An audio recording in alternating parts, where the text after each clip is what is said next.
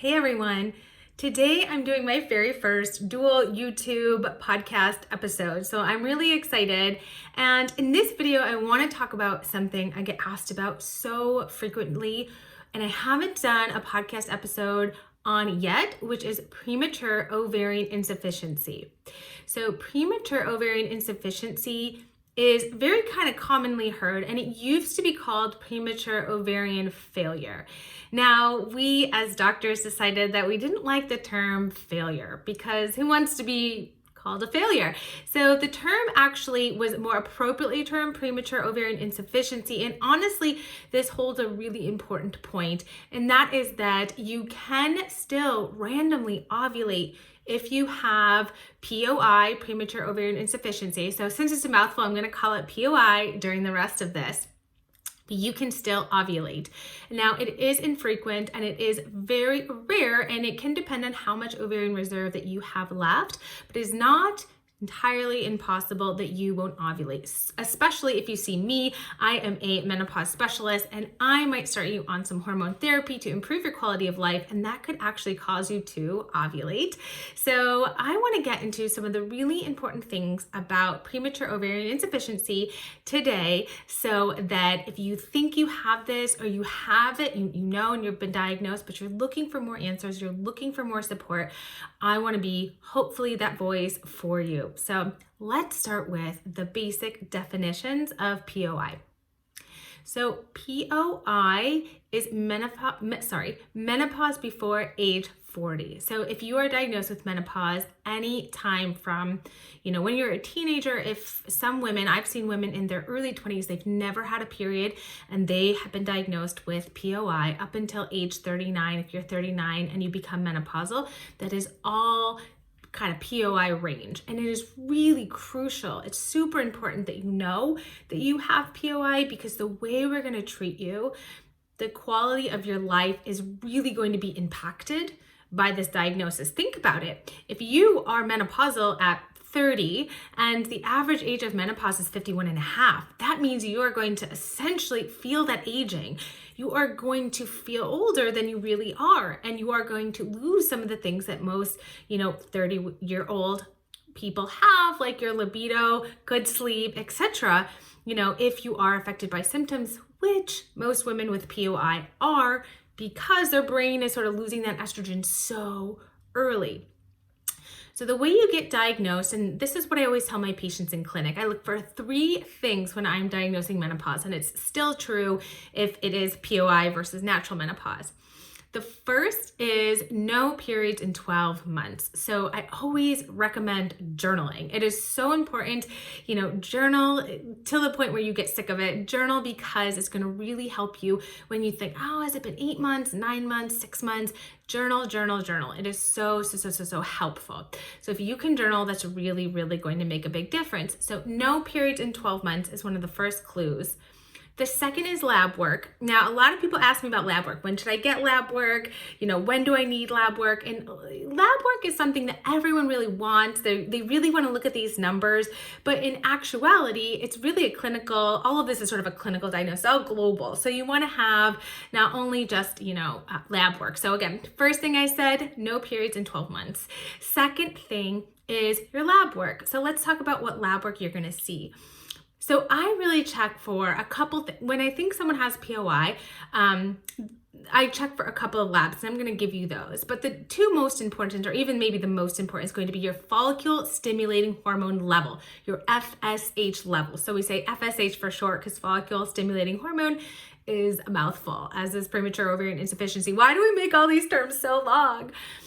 All right, so in FSH, generally over 35, on a couple separate occasions, you want to definitely check this more than once, just to be sure. An FSH level greater than 35 is going to be consistent with menopause, especially, and with a low estrogen level. So let me talk about low estrogen levels.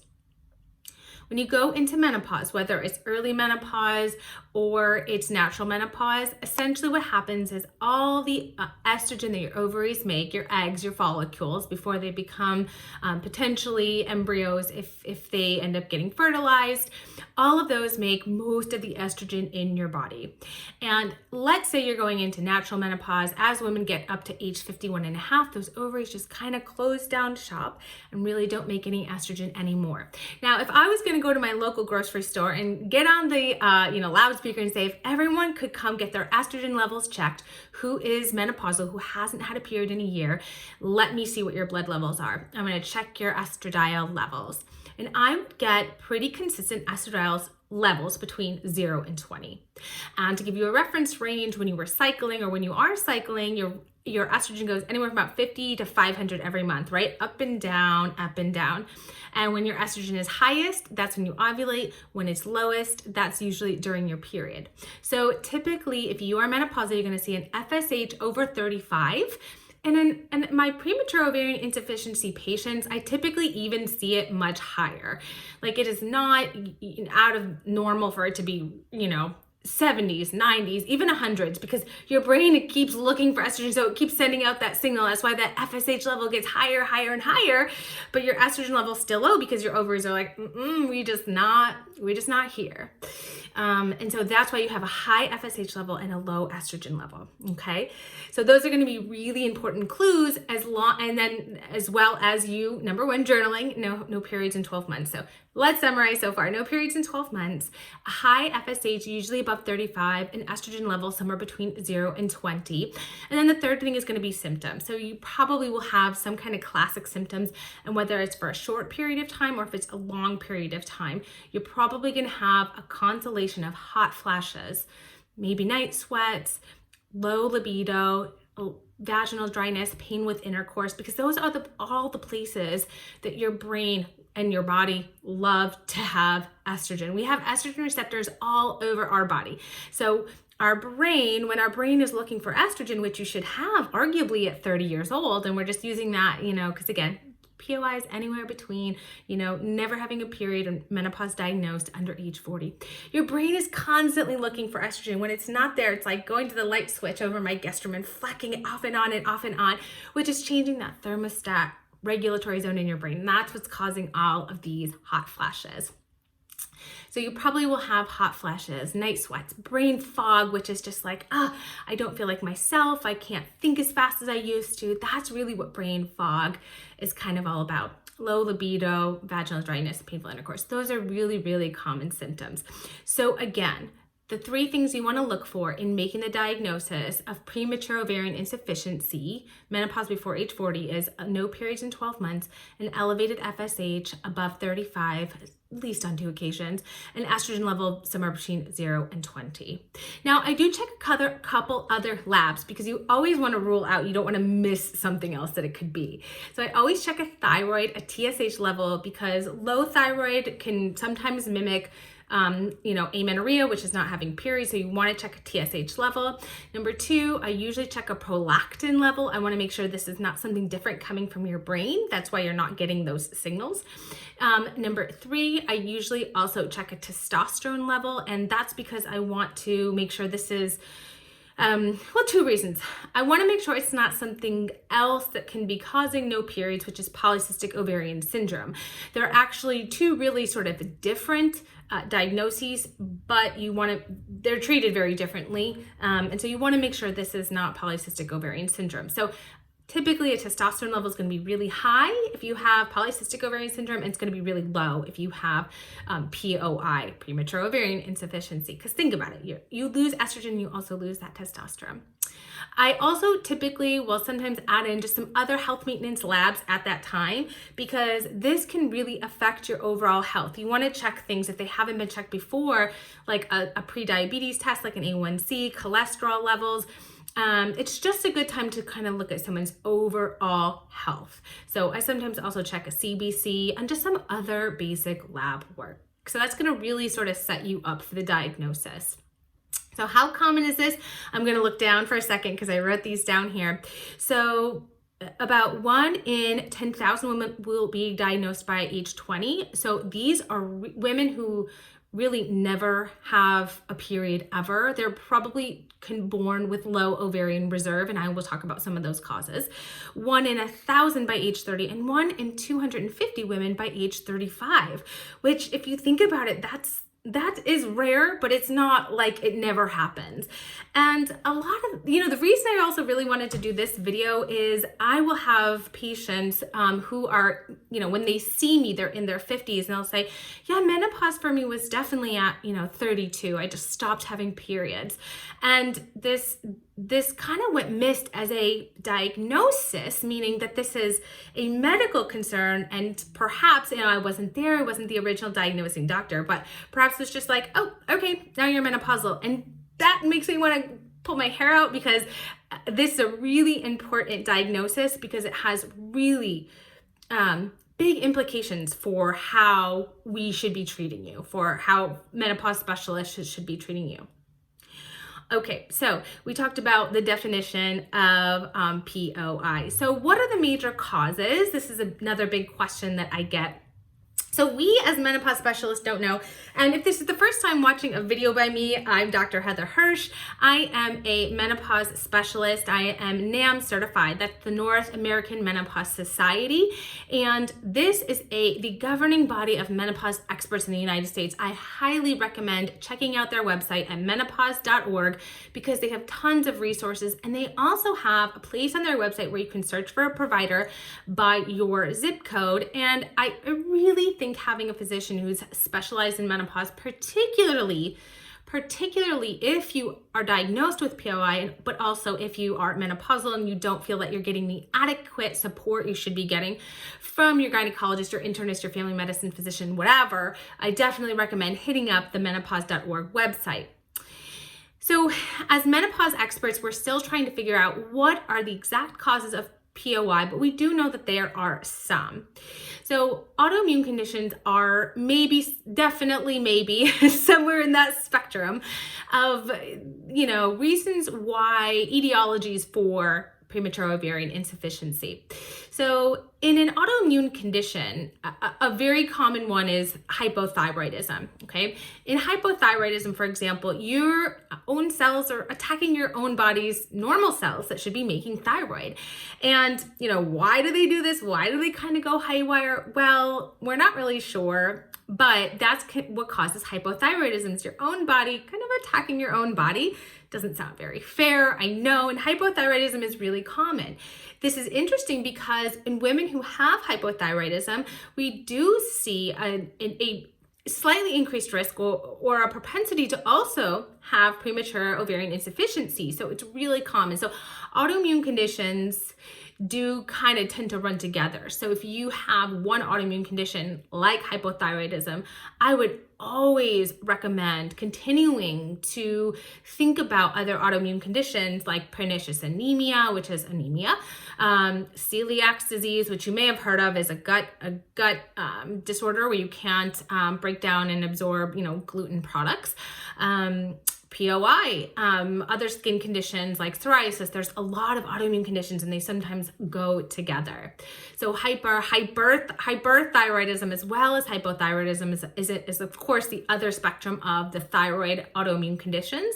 And those can increase your risk for POI. So overall, when I'm taking a history of a patient and they have a long-standing history of autoimmune conditions, number one, automatically I'm thinking about, are they increased risk? Should I test her for other autoimmune conditions? As well as, is this a reason why she has POI or why menopause, is early or maybe a risk factor for POI? So lots of that autoimmune stuff going on. There's also some genetic conditions that can cause POI, such as Fragile X and Turner's syndromes. Both of these conditions you're born with, and it's sort of in your genes. You have low ovarian reserve, you don't have any eggs or follicles or ovaries, estrogen in your ovaries, because you don't have any follicles. And so that is another reason why it is very rare. And typically, if you have Fragile X or Turner syndrome, you're going to know this. You also might not develop other things like breast buds and other sort of you're going to have a big clue that you might have Fragile X or Turner's syndrome. So those are a little bit more rare than autoimmune conditions. Now, another reason you can have premature ovarian insufficiency, it doesn't have to be natural. It could be from other things, but it's not really considered necessarily under the umbrella of POI because it has another reason. So one obvious one is surgical removal of your ovaries. Okay, so you can have surgical removal of your ovaries. That's called a bilateral oophorectomy. Now remember, your uterus kind of has nothing to do with menopause. I know. It's all if you have your ovaries because that's where all your estrogen is. Those are your female sex hormone glands, right? So if you had your ovaries removed, that's going to, let's say you had your ovaries removed at 30. Okay, that is going to put you also in the same category in terms of how this will affect your quality of life in your treatment, but you didn't necessarily have premature ovarian insufficiency. But again, it is interesting in that some of the things that I want to say in terms of quality of life and treatment are going to be really similar. So if you had menopause before age 40 because they were surgically removed, your ovaries were surgically removed, you had chemo, which stopped your ovaries, you had radiation to the pelvis, which stopped your ovaries. Wow, I said that like 3 times. That's important. It's not considered POI, but it's going to have the same types of implications for the rest of your life, your quality of life, and your treatment goals. All right, phew. So why is POI so important? Well, the first is for having babies. It's going to be really hard to have your family if that is your goal. There's no right or wrong answer. I really can't stress that enough. And there's no right or wrong way to have a family. Okay, that is really, really important. That being said, if your goal was to have your own biologic children or carry a pregnancy, then you are definitely going to want to go to a reproductive endocrinology and infertility specialist. So they're also known as REI physicians. And this is really important to get the accurate diagnosis so that you do not wait if you want to get pregnant and if you want to try to do egg retrieval. If you have any viable, eggs left, you definitely don't want to delay getting into an REI physician. Now, I'm not a bona fide REI physician. I'm not even close to being an unbona fide REI physician, but I do see these patients so much that I will immediately ask my patients, and I hence ask you to think about, what is your family planning goals? Do you want to have biologic children? And then if so, get to see an REI specialist ASAP. It is not impossible to have children, but the sooner you can get diagnosed correctly, the sooner you can get into the REI physician, they can discuss with you what your options are. Okay, so you just want to get to the REI doctor quickly. They will probably check what's called an AMH level, an anti-Mullerian hormone level. That is going to tell you how much ovarian reserve that you have at the time that you get this lab tested. So main moral of the story from my aspect is, if you want to have biologic children, get to see the REI doctor soon. And then what we're going to spend the remainder of this podcast or episode on is talking about why this diagnosis affects treatment so much. So the gold standard treatment for women with POI is 100% hormone replacement therapy. And there is 2 major reasons. The first is actually what I'm going to go out on a limb and say, heart protection or primary prevention. Okay, we don't actually use those terms. We don't actually say that estrogen is used for primary prevention, but I want to talk about just how it's going to prevent you from accelerating chronic diseases. And then 2 is quality of life, because again, a 30-year-old woman should have levels of estrogen that are really high floating around in her system. And when you have a drop, when you lose your sex hormones, your estrogen, your testosterone really, really early, this can definitely age you and also significantly decrease your quality of life. So let's talk about the first one, because I really don't want you to turn this off or lose me before you hear me talk about this. There is tons of myths about menopause hormone replacement therapy, and I talk about this at great length throughout my podcasts, in my courses, on my website, just pretty much everywhere, and with my patients as well. This really doesn't apply to women who have POI, because women with POI, the gold standard, the risks of not being on hormone therapy outweigh the risks of being on hormone therapy. So let me say that again. If you do not take estrogen and progesterone and possibly testosterone, you are probably going to accelerate your risk for developing chronic diseases much sooner than if you didn't take hormone replacement. All right. So, all right, let's get down to that. So you say, okay, Dr. Hirsch, I'm totally on board. I think you know what you're talking about. What does that mean I should be taking? So let me tell you what I experience and how I generally discuss this with my patients. First of all, this is not medical advice. That is a full disclosure. This is just an overview. This is just for your educational purposes. Okay. Again, big plug for menopause.org, and find a NAMS doctor near you, because I want you to have a discussion with your doctor. A menopause specialist is definitely helpful if your own doctor is just not sure how to handle or treat POI. But you do want to be on estrogen replacement. I typically, again, educational purposes only, I typically give my POI patients a higher dose of estrogen replacement therapy than I do for my women who are in their 50s going through natural menopause. And this is because we really need to physiologically, almost or nearly, replace your estrogen levels, right? I do have patients who are in their 20s, and they shouldn't have just a whiff of estrogen, as many of my 50-year-old postmenopausal women do. They really probably need a little bit more to feel like a healthy, normal 20-year-old. So I prefer, if my patients do not have any comorbidities such as metabolic syndrome, uncontrolled hypertension, dyslipidemia, diabetes, I do prefer an oral estrogen. And I also typically will give this in combination with an oral testosterone. And that is because a lot of my patients do complain or report low libido. Now, before I get into the testosterone part, let me just go back to the estrogen. I don't want to confuse you and get too fast. So the estrogen is the necessary hormone. Okay. The estrogen is the necessary hormone. It is going to not only improve your hot flashes, because your brain, which is searching for that estrogen, which is like, where the heck is it? I just saw you. Well, I didn't just see you, but it's been a couple years, but come on, give me some estrogen. It's going to satisfy those receptors in your brain so that you stop changing that thermostat and in your brain, and you stop having the hot flashes. Then you sleep better at night. Your mood overall is better. Brain fog gets better, and it's just wonderful. The things that it's also doing is protecting your heart. Women have more heart disease who are diagnosed with POI who are not on estrogen. Estrogen's a vasodilator. It pops open your vessels. And when it pops open your vessels, all that blood gets through your heart, and your heart loves that oxygen. And it really keeps your heart super duper healthy. Also keeps your arteries healthy by dilating them.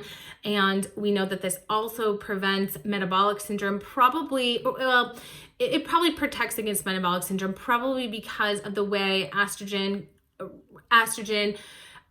affects the insulin resistance, basically affects the way you absorb and digest sugar. So it's going to help you.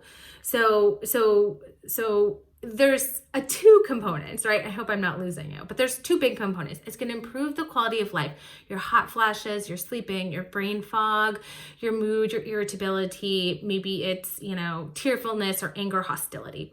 And it's also going to do things that you can't see, which is why the benefits of estrogen outweigh by far the risks, and why a lot of those things you hear about in the media do not apply to POI. It's going to help protect your heart. It's going to help protect you against metabolic syndrome. It's going to keep you have nice insulin sensitivity. It's going to keep your blood pressure under control, just all of the things. And these may be direct or indirect, meaning it may directly affect the way your body metabolizes sugar, or it may have to do with the fact that now you sleep 7 to 9 hours, and that's keeping your metabolism in check. So estrogen is the necessary hormone. I usually give it orally, and I usually give it in a pretty good dose. And I do have my patients come back, and I like to see their estrogen levels somewhere between 50 and 100. And I also like to see that their symptoms improve.